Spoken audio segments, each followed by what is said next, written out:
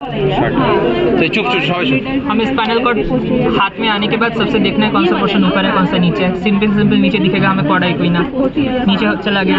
अब हमें anterior posterior देखना है। एंटीरियर सरफेस में हमें दिख रहा होगा फिशर, ठीक है। पोस्टीरियर सरफेस में इस वाले स्पेसिमेन में कोई सल्कस तक प्रोमिनेंट नहीं है। सिंपल हमें दिख रहा होगा दो पोस्टेरोलैटरल सल्कस, ठीक है, दो पोस्टेरोलैटरल सल्कस, एंट्रोमेडियन फिशर, पोस्टेरोलैटरल सल्कस। ये हमने आइडेंटिफाई कर लिया एंटीरियर सरफेस से पोस्टीरियर सरफेस। ये जो एंट्रोमेडियन फिशर होता है, इधर पे एंटीरियर स्पाइनल आर्टरी रहता है, दो पीछे की तरफ ये दो जो लैटरल सल्कस दिख रहा होता है ना, इधर से दो स्पाइनल आर्टरी होते हैं पोस्टीरियर। 3 स्पाइनल आर्टरी हो गए हमारे, एंट्री की तरफ एक, पोस्टीरियर की तरफ दो, खत्म। हमने आइडेंटिफाई कर लिया ये एंटीरियर या पोस्टीरियर एनाटॉमिकल पोजीशन में पकड़ लेंगे दोनों हाथ से एक साथ, क्योंकि मिडलाइन स्ट्रक्चर है। उसके बाद हमें देखना होता है लेयर्स। हमने क्रेनियम में पढ़ा था, हमारे ब्रेन में 3 लेयर होते हैं, डूरा मैटर, एराक्नोइड मैटर, पाया मैटर। पाया मैटर अधरेंट रहता है ब्रेन के साथ। जो हमारा डूरा मैटर होता है ब्रेन में, उसके भी 2 लेयर होते हैं, एक होता है पेरियोस्टियल इंडोस्टियल, दूसरा होता है मेनिंजियल। इंडोस्टियल लेयर से ब्रेन तक रह जाता है। जब स्पाइनल कॉर्ड हमारे वर्टिब्रल कॉलम में डिसेंड कर रहा होता है, उस टाइम पे तुम्हारा सीधे इंडोस्टियल लेयर क्रेनियम से बाहर नहीं आ रहा, मेनिंजियल लेयर से इसको कवर कर रहा होता है। मेनिंजियल, डूरा, उसके बाद अंदर की तरफ आया हमारा एराक्नोइड, उसके बाद आया पाया मैटर, ठीक है। अब हमें पढ़ना है पाया मैटर के मॉडिफिकेशंस। पाया मैटर के उससे पहले भी बोल लेते हैं 2 चीज़। जहाँ पे स्पाइनल कॉर्ड के थ्रू जाते वक्त जहाँ पे हमारा हैंड और लेग फॉर्म हो रहा होता है, उधर पे 2 स्वेलिंग्स दिखते हैं। स्वेलिंग्स मतलब उसको हम इनलार्जमेंट बोलते हैं, सर्वाइकल एनलार्जमेंट और एक होता है लंबर एनलार्जमेंट।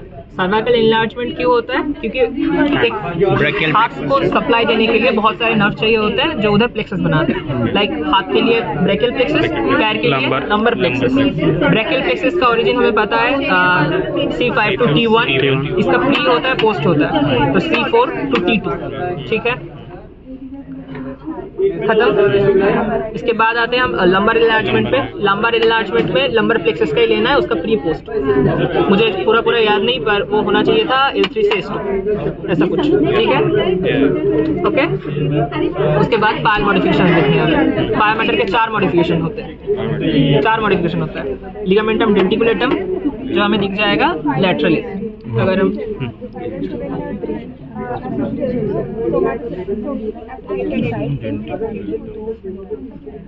ये जो एक्सटेंड कर रहा होता दिखता है ना, हाँ, ligamentum denticulatum, this one is ligamentum denticulatum, जो एराक्नोइड मैटर के साथ जुड़ता है और जिसका काम होता है स्पाइनल कॉर्ड को अपनी जगह पे स्टेबल रखना वर्टिब्रल कॉलम में, ठीक है।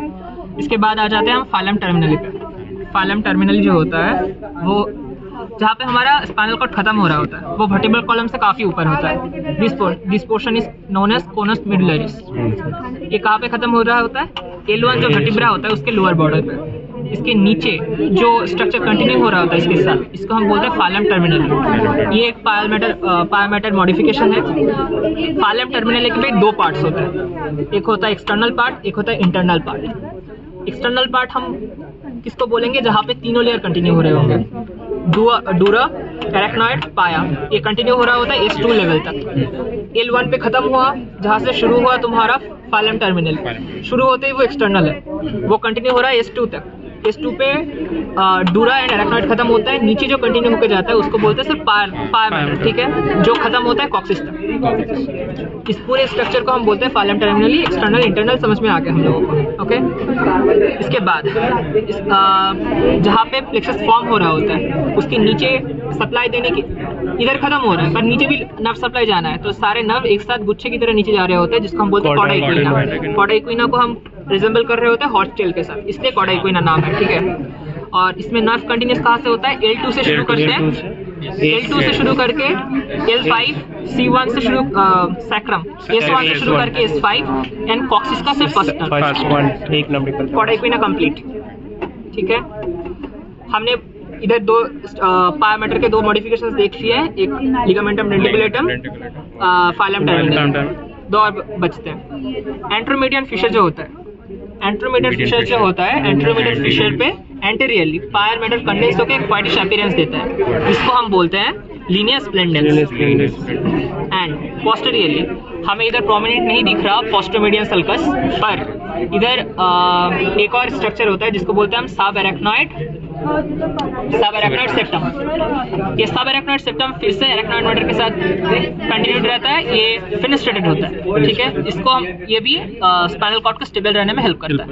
ओके, पीछे की तरफ देखो, ये हमने देखा पोस्टोमीडियन पोस्टोलैटरल सल्कस, बीच में हमारा क्या दिखना चाहिए, डॉर्सल कॉलम। डॉर्सल कॉलम में क्या क्या आता है हमें अगर याद हो, लेटरल से अगर हम जाना शुरू करें, cuneate, fasciculus cuneus, gracilis, again gracilis, again cuneus, बस स्पाइनल कॉर्ड।